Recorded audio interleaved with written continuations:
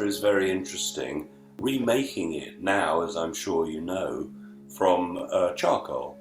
Have you ever heard of the organic chocolate in England called Green and Blacks? Yeah, sure. Yeah, so the couple who started Green and Blacks, they now have a company called Carbon Gold, and they are reproducing Terra Preta. They bought some woods in England where they're growing high quality trees, young trees, which they make charcoal from, and gardeners around the world are buying this product as it enriches the soil. And whether that was the method that, the Amazonians made Terra Preta, I don't know, but charcoal itself is an incredibly interesting material. I believe that in the past, when it was time to eat dinner, we would sit around by the fire, breathing in the charcoal dust from the wood. Now, it's been known for thousands of years that charcoal is a very, very healthy material. So, charcoal, as you know, detoxifies the body. It will suck poisons into itself so that you can excrete them. And on my website, we actually sell a form of deep-rooted old wood, hardwood charcoal.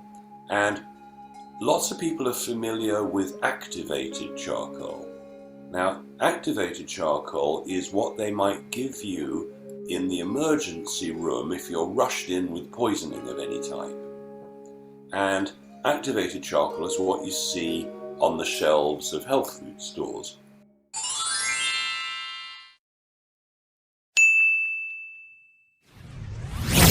However, you can only take activated charcoal really safely once a week, because the activated side of it is like a chemical process, and while it's the best for acute poisoning, what it actually does is it not only sucks out the poisonous materials, but it actually sucks out many of the water-soluble vitamins, and you can end up being nutritionally depleted if you take activated charcoal more than once a week.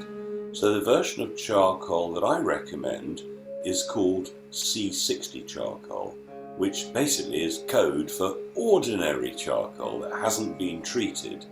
And the Nobel Prize was won over 25 years ago when they discovered that charcoal was made up of C60, which is basically carbon 60 molecules all joined together. And a C60 molecule looks like a football, essentially. So some 8 years ago or something like that, I got a phone call from a friend who runs a company called Anti-Aging Systems, and he was at the world's biggest longevity conference in Las Vegas. And he said, you never guess what's happened. They've done research with mice, and they've given them C60, and they've lived twice as long as they normally would. And it was the talk of the anti-aging groups at that point. Now, many human beings have tried it after reading the success with the lifespan of rodents, and some people have had great results, but I'm concerned about this type of C60 they used on the mice was nano C60, so not natural C60, but nano. And the problem is that nanocarbon can get into the brain, into the cells of the body, and nobody knows whether you can get it out again. And I got very, very suspicious about the nano C60, and I started researching it. And it's a bit like graphene oxide, which, as you know, is one of the most dangerous products out there because it gets into the brain, into the cells of the body, and we know that can't come out unless you neutralize it, which you can do with fulvic and humic minerals.